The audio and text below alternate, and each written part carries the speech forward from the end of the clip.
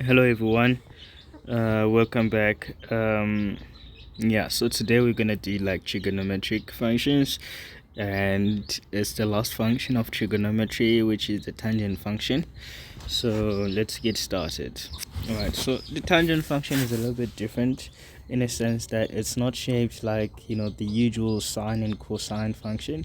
Um, yeah, it's a little bit different, right? Even the way it looks, the way it's shaped, it's a little bit different. And so it's the only trigonometric functions that has an asymptote, right? Remember, an asymptote is that line that you can approach but you will never touch, right? So your graph will always approach that line but it will never touch it at all, right? So I took a picture of this, and yeah, so I drew like this is the equation of this tangent functions that we're seeing here below. Yeah, I had to write that because you see here there is no, it's like it's a y minus tan theta, but yeah. So this is it, man. So your normal y is cosine theta looks like this. And the asymptotes, they are at 90 degrees and 270 degrees, right? Yeah, that's cool. Yeah, so we're gonna get started. For the period we calculate it the same way as we have always been, but the only difference for tangent is that instead of saying 360 we say 180. So it's 180 divided by the absolute value of k, right? Remember that k will be that value that will come just right here between tan and theta, right? In a case of tangent, right? And talking about this tangent function from 0 degrees to 360 degrees specifically, you can see that the domain, which is the x values, they move from 0 to 360. I mean, they did actually tell us here, that you know there's a tangent function from 0 degrees to 360 degrees, but because we have two asymptotes, we must make sure that we do not include them, right? That is why we had to say um, uh, theta cannot be 90 degrees and it cannot be 270 degrees, right? And as for range, there is no y value. I mean, yeah, it's an element of real number. Oh my god. Oh my gosh. Sorry for that. I literally just woke up and I started making videos, which is crazy. But yeah. Um X intercept. Oh, we're gonna have a lot of X intercepts. Right. We have one here at 0 0, we have one here at 180 and 0, 360 and 0. So those are your X axis, X intercepts. As for Y intercept, we only have one, in this function. I think unless zero is not included, right? Unless the origin is not included, we're always like, no, not unless, bro. Like, we're always gonna have like one y-intercept for tangent functions. We're always gonna have one y-intercept, right? Some of them there'll be something like this, assuming that the graph has been shifted to the left and a bit up higher. We have other functions that are like this as well. So we might even have something like this. So we will see, like, let's just hang in there until we get to the, yeah. And like I said, your asymptotes, right? Cool. So the next one we talk about is y equals to a tan theta plus q, right? And of course, you kind of have an idea that a is gonna be responsible for the shape. I'm trying to do that curly bracket. This somehow it's gonna be responsible for the shape, and you have an idea that this somehow is gonna be responsible for the shifting, right? um cool stuff. So let me actually start using this area. It's going to be responsible for the shifting, a is going to be responsible for the shape, but it's sort of like the how, oh, and also like this one, it's not just the shifting but it's the vertical shifting, right? The vertical shifting. vertical shifting. Yes, the up or down thing. All right. Cool. And so I did note this down. We could have A being positive and A being negative. So this is from here going downwards. This is A being negative. Right. So if ever your A is negative, then you know it's a reflection is about the x-axis. And if A is positive, you know it's just a normal A. Of course, the only thing would be that it's gonna be what's gonna be, yeah, there's gonna be a difference in terms of the slopes, you know, of your tangent functions. Uh, oh my god, yeah. Okay, so if A is greater than 1, then you know for sure that um yeah, if A is greater than 1, then you know for sure that your branches are going to be much steeper, right? You're going to have steeper branches. But then if A is between 0 and 1, then you know, well, okay, cool. You're going to have less steeper branches, right? And yeah, they're going to be a bit more curvy. They're going to be a bit more curvy, that's it. You know, let's look at it. Let's look at it. Right, let's look at it. I mean, so of course, here, like, we only see what A being positive and A being negative. I mean, let's start with Q, right? Let's start with Q. We can start from the origin where Q is equals to 0. We don't see any shifting things. That's just there. Like our graphs, they start from the origin or from the x-axis. Yeah, they start from the x-axis going either down or up. And yeah, that's just it, man. That's just it. Then for here, when we go to Q being greater than 0, that means our Q is like positive 2 or something. Then we say our Q is positive 2, we see that our graph shifted 2 units upwards, right? From here up to here, right? We see that our graph shifted. Let me not make an arrow like from here to here. Right, our graph had shifted like 2 units up, right? Assuming that Q is now 2, right? But if we have Q below 0, say Q is minus 2, then we see that our graph is gonna shift 2 units downwards, right? 2 units downwards. Oh, what's happening? Did I lock this thing? I forgot to lock it. Let me lock it. Yeah, so yeah, it's gonna you just go 2 units downward. So like we said, it's just so easy. Q is just responsible for vertical shift and nothing much, nothing less. And like we don't have any horizontal asymptotes here, so that's just gonna be it with Q.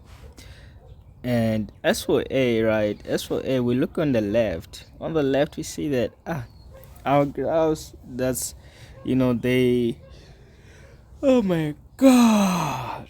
Okay. Yeah, I'm just yanning a lot. Cool. So we look at A being smaller than 0, and if A is smaller than 0, we have um and I don't know what to say about the shape. I mean, if I speak like mathematical language, I would say that my branches have been, you know, shifted. You know, oh no, they've been reflected around the x-axis, right? Yeah, I mean that's all I can say. But other than that, I can just say just take a look at the shape. You see, so no, or like you can just take one distinct form to say, look at this, look at this, look at this. Right. Remember, like if I draw a straight line, and maybe let me I draw a straight line that's like this, right? That straight line, it has an increasing, yeah, it's increasing. I don't know what to say, slope or line. Let me just say line, increasing line. But if I drew another one that's something like this, right, I know for sure that this is decreasing, this is decreasing line, right, line. And if I now, let me go back. If I look at A being greater than 0, let me use A being greater than 0. This is sort of the line that I have. It's something like this. You see that? Do you see that, guys? Yeah, no, I feel so smart for realizing this. Look at the lines. Look at the lines, man. They have that form of like an increasing, yeah, line. Look at them. Look at them. I feel so smart for realizing this. So I guess that can be your takeaway also from a tangent. And now let's look at a being negative, right? You see the lines are just like it's like the yeah, the decrease in lines, like we say. So a is negative, we have a decrease in line. B, a is positive, we have an increase in line. So just take that as a takeaway from this, man. I feel so smart for realizing that. Yeah, I feel so smart, right? I am seeing right now, I was a bit too forward earlier on by the period, right? Because I happened to say a thing about it. But yeah, we're good to go. And if we have this form of this tangent function with p, we just know that p is gonna be, maybe let me use this black arrow. We know that p is gonna be forward. It's gonna be shifting, right? Shifting where horizontally. So I can just say um horizontal shift, right? This is a horizontal shift, and on top of that being horizontal shift, I mean, I could think about it and be like, isn't it gonna be our what do we call this, come on, is it not gonna represent our vertical asymptote? Oh, it's not, right? I know we have two, or we have multiple vertical asymptotes, but it's not gonna represent them anyhow, right? Cool stuffs. And as for the asymptotes, right? Ugh, man, so if you have a function that's between um if you have a function that's between here, I'm trying to think and I'm not thinking at all. If it's between minus 180 degrees, right, theta 180 degrees, if like this is your domain, right? Domain, yeah, damn.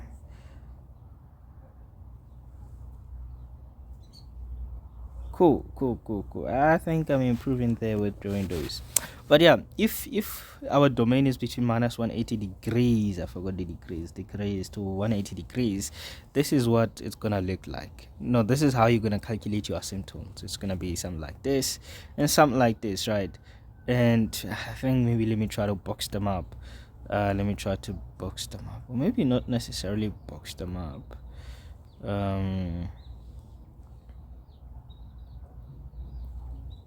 Oh my god. Alright. So let me try something. I'm gonna try something.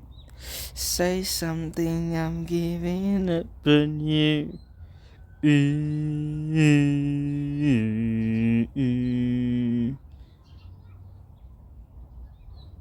Alright, cool. So let me see. Nice work. So now if if your domain,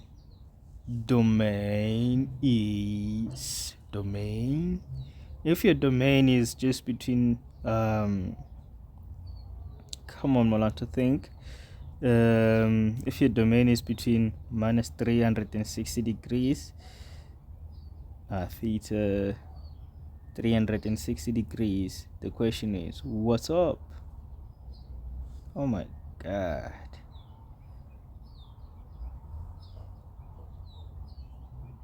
Yeah, I think I'm getting better at drawing these. If your domain is between that, so like this is how you're gonna calculate your asymptotes. You're gonna have the first one being minus 270 to 270 degrees all over k plus q plus p, man. Yes, yes. Oh, wait, let me think. I'm gonna come back. I think it's absolute it's absolute value k, right? So I'm gonna fix that. And you have minus 90 degrees Yeah, let me just do it right now before I forget. It's the absolute value k, man, because yeah, k doesn't make sense. Plus p, right? Yeah, these are the ones on the negative side from minus 362 minus to 0 degrees. Another way, it's gonna be like 90 over absolute value of k. Oh my god, k plus p. You're also gonna have 270 absolute value k plus p. All right, damn, that's it. Then we're done. This is how you'd calculate your asymptotes, because you need to have them before you, like, I mean, like, the thing is, if say for some reason you forget how to calculate your asymptotes, ne, for the tangent function, you forget how to calculate your asymptotes, but if you use your calculator, you might be likely to have a value that is an asymptote on your x values that you're gonna put on your function to see, like, because you're trying to plot your graph, so you're gonna see the values that are giving you an error. Then you will know that value, that x value, has to be an asymptote. So you will just draw a straight line, a straight vertical, no, yes, vertical line, saying this is my straight line, this is my, but like sometimes, like, I mean, what if you happen to use the x values that unfortunately they do not include any of the asymptote, so you're doomed, right? You're doomed. So that's why it's important to remember these functions. I'm gonna ask you last questions on the asymptotes and say, what if now your domain, right? What if your domain is between 0 degrees theta 180? We ask another question and say, what if your domain is between 0 degrees theta 360, right? My degree right here. Yeah, the question is what if. Nah, I'm gonna just say this is d1 and this is d2. So, and I'm gonna start writing up here, for both of them. Think about it. Just try to pause it and think about it. If you have, let's continue. D1, if that's the case, between 0 and 180, it's just gonna be 90 absolute value k plus p, and that's it. This is gonna be, you're gonna only have one asymptote, and the same is true if, like, we're from negative 182. It's gonna be just a negative. And the d2, I'm sure now you have the answer if you struggle with the first one. Right, so it's gonna be both 90k plus p. You're gonna have also this, what we call it, 270 k plus p, right? And then boom, you are done. Now let's see what we have next. Yeah, so here's a function, guys. Here's a function. I want to draw it with you, but I'm gonna talk about it with you. Right. Yeah, so this function, I'm not gonna draw it because it's gonna take quite some time. So, but I'm gonna help you to be able to draw it, we're gonna talk a lot about it. So first thing, you realize that your domain is between 0 and 360, which is nice because we have just spoken about that right now.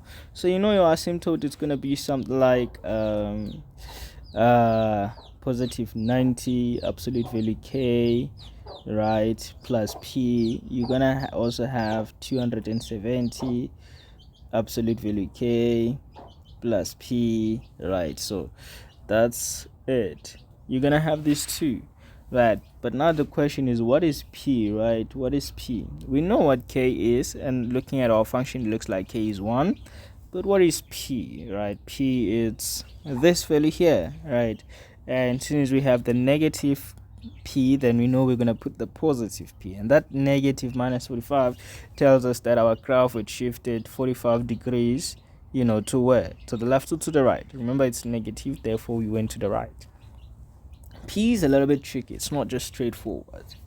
So yeah, then you're gonna have like 90 divided by 1. I mean, yeah, let me just include it. Plus 45.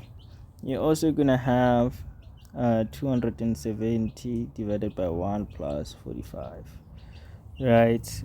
And the values of your asymptotes are gonna be this is 135 degrees, and this is gonna be 315 degrees. These are going to be your asymptotes, right? No, yeah, 135 degrees, 315 degrees. They're gonna be your asymptotes, right? And so we have a positive a value, so that means our graph is gonna have that straight, the increasing slope. So if I translate this straight line into tangent what form, it's gonna be something like this. Man, come on. Man, yeah, it's gonna be something like this, something like this, and then you have another one, going down like this, and then this is just, your straight line. It's gonna be something like this. Now, of course, right here, then you happen to have your asymptotes, blah, blah, blah, blah, blah, blah, blah, blah, blah. Right, cool. Yeah, so,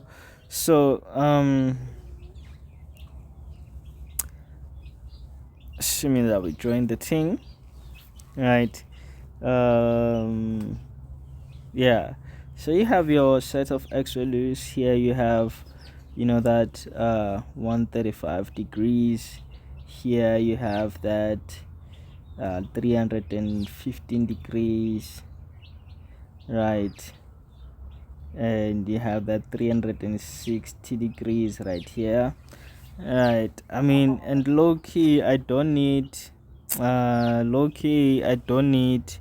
this part. Not low key, I mean high key, I don't need this part of my, I don't need that part of my x-axis. So this is your, oh my god, look at me, brother. I can have that. I will have my x-axis. So yeah, you'll have your function like this, and this right here was gonna be your what? This right here, it's gonna be your asymptotes, right? It's gonna be your asymptotes. Man, mines are not straight. If you struggle to draw, you can take a ruler, draw something straight with a pencil. Oh my god, look at that, right? Let me move them. To the right. Yes. So yeah, and then you take the pad, you take a pen just on top of the line. That's what I usually do if I wanna draw like straight dotted lines. And then I remove the black one. There we go. These two are your asymptotes. So I'm guessing you're gonna have like something like this, because I mean it's positive. Yeah, you're gonna have something like this. Yeah. Oh my god, I forgot to. You're gonna have something like this. You're gonna have something like this, and you're gonna have something like this.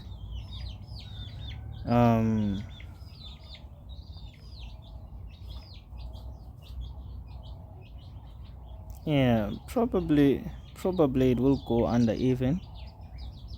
Probably it will go under even. I mean, can't really be sure or something because I don't have the thing. And right here you're gonna have something like this. It's gonna look something like this. Yeah, it's gonna look something like this. Cool stuff. Okay, this is the last part now. So now let me say this. You can happen to have a graph that the domain starts from 0 to 180 or 0 to 360 degrees, right? But if your p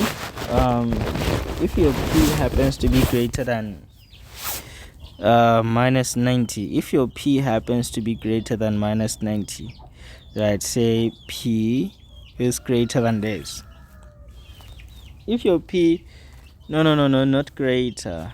Wait, yeah. Okay, what I'm trying to say is if p is positive, yeah. So p, if p, you have this and p is positive, and so p is positive and it's greater than minus 90, right? If you have something like this, right, of course, now when you do your asymptotes things, say let's make an example, né? Let's make an example. Say p is what? P is 60 degrees, né?